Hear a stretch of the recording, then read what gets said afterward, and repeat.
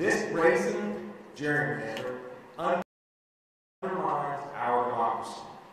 The voters have a constitutional right to have their votes mean something. Yet this map wastes hundreds of thousands of votes of North Carolina citizens simply because of what party they are affiliated with. It is a slap in the face to those voters. It was drawn with the declared purpose of electing 10 Republican congresspeople. That's 77% of our congressional delegation. President, Senator Ridge, over to your honor. Would Senator Stein yield for question? Senator Stein, yield. I will be happy to when I finish with my remarks. Senator Stein, yield for. Thank you very much. Our state is a 50-50 state by almost all measures. An analysis of every United States Senate election in the entire country over the last 25 years concluded that North Carolina is the most politically competitive state in the nation. In 2008, we were the state that most narrowly went for the president. In 2012, we were the state that most narrowly went against the president. In 2012, of all votes cast in that election for Congress, 51% went for a Democratic candidate. 49% went for a Republican candidate. We have 13 congresspeople. You would think it would be 7 Democrats, 6 Republicans, maybe 6 Republicans, 6 Democrats, 7 Republicans. That's what happens when you have a 50-50 vote.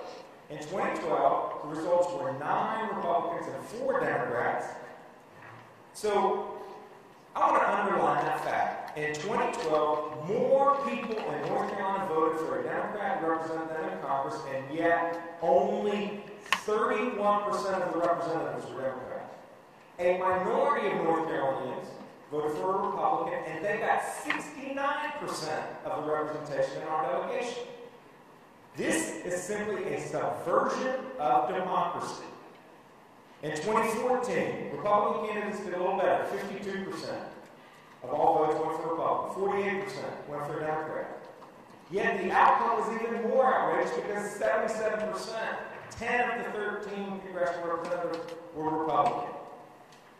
We are a 50-50 state, and yet our congressional delegation is 3-to-1 Republican to Democrat. And please do not say this is how it has always been done, because that's not true. The last redistricting was 2002. And that election, that was the first election after the last round of redistricting. In that election, 54% of North Carolinians cast a vote for a Republican member of Congress, 46% voted for a Democratic. You know what the split was? 54% of our delegation was Republican, and 46% was Democratic. That is a perfect, nearly perfect, congruence of votes and representation. And guess what's supposed to happen in a democracy? The share of votes should yield the same share of representation. This gerrymander boils down to self-preservation without representation. The only saving grace of this map is that it represents partisan abuse of such scale that the Supreme Court can use it to create a standard for determining what constitutes an unconstitutional political gerrymander. Friends, we live in North Carolina, not North Korea. Voters should choose their representatives, not the other way around. Because this gerrymander does precisely the opposite, I urge you to vote no on this map.